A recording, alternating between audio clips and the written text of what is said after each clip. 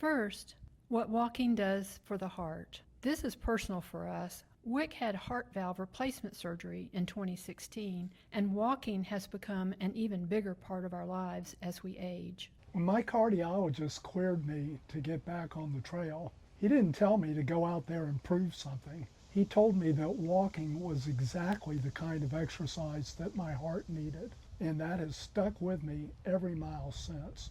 I'm not out here to be impressive. I'm out here because I get to be.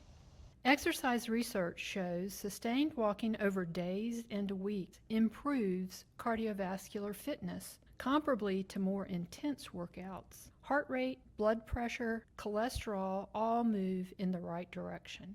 Research on Camino pilgrims specifically has found improvements in blood pressure, fitness, and cholesterol with HDL up and LDL down over the course of a Camino.